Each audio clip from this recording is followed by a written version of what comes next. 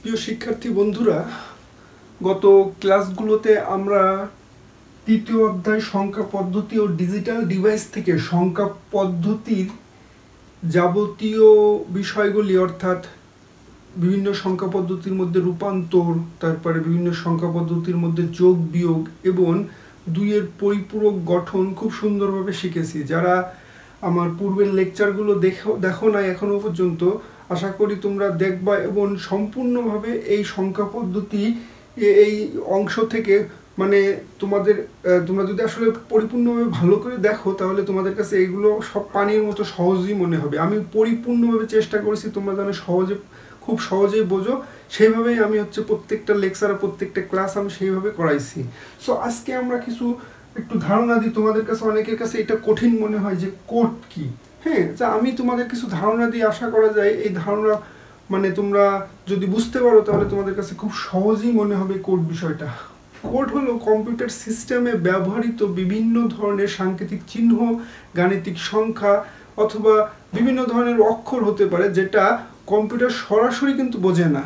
এই বিষয়গুলো বোঝানোর জন্য আমরা যে বাইনারি বিট ব্যবহার করি অর্থাৎ 0 আর 1, এইগুলো মানে এই অক্ষর বা সাংকেতিক চিহ্নকে এই বাইনারি সংখ্যায় কনভার্ট করা হয়, কনভার্ট করে অর্থাৎ ইনকোডার করা হয়, করে একটা অদ্বিতীয় সংকেত তৈরি করা হয়। এই অদ্বিতীয় সংকেতকেই মূলত তোমার কোড বলা হয়। সেটা কিভাবে সম্ভব? অর্থাৎ মনে করো যে তুমি একটা ক্যারেক্টার লিখলা, ধরো 25।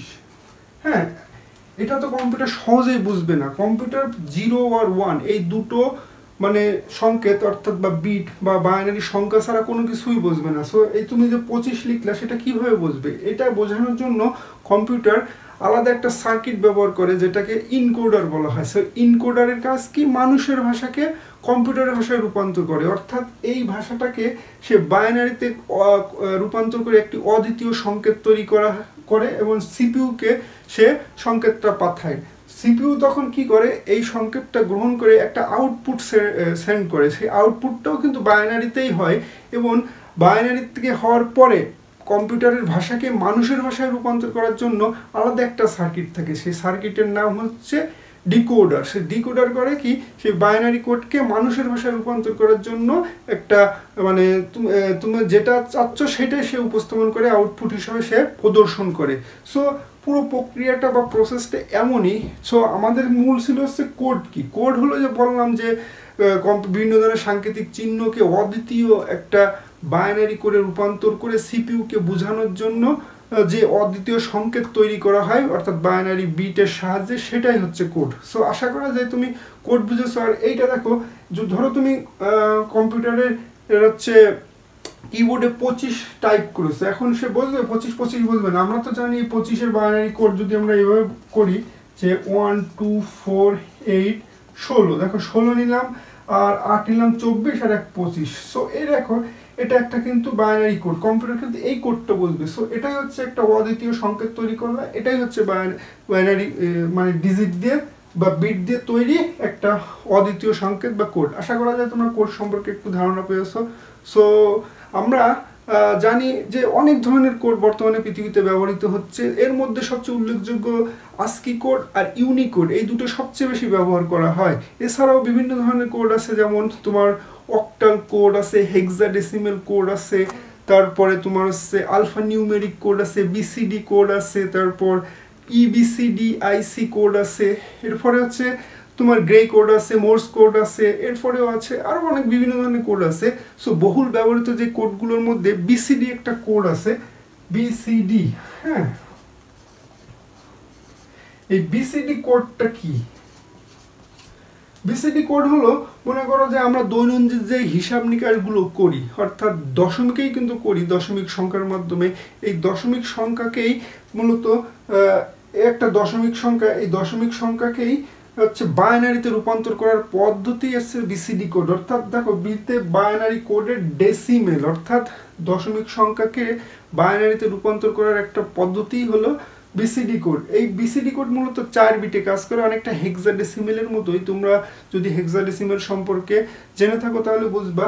ধরো এখানে আমি এই 25টা লিখলাম, এই 25 একটা দশমিক সংখ্যা। হ্যাঁ, তা এইটা যদি বিসিডি কোডে মানে রূপান্তর করতে বলা হয়, সেক্ষেত্রে আমাকে ধরো এরকম লিখতে হবে যে 25 সেম, মনে করো এটা 4 বিটে কাজ করবে, বিসিডি কোড 4 বিটে কাজ করে।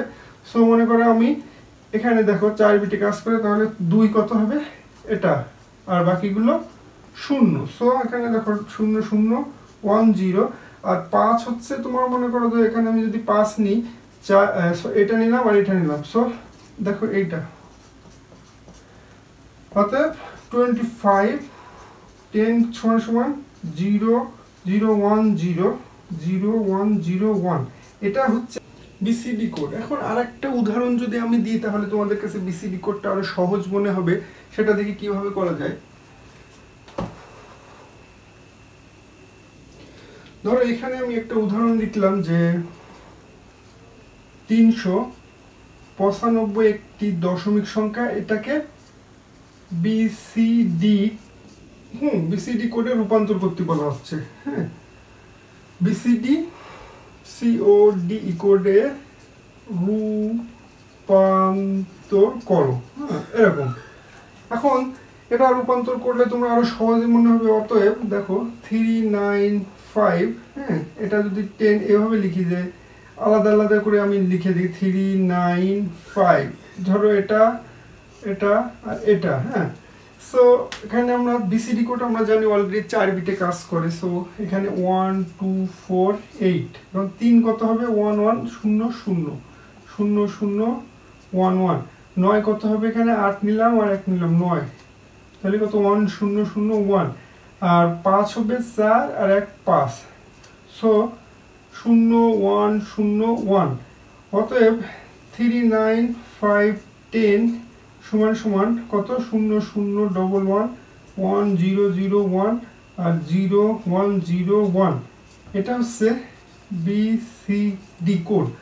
সো আশা করা যায় তো বিসিডি কোড তোমাদের কাছে এখন খুব সহজ মনে হবে, এবং অন্যান্য যে কোডগুলো আছে সেগুলো তোমাদের কাছে খুব সহজই মনে হবে। সো ধন্যবাদ, আজকে এই পর্যন্তই।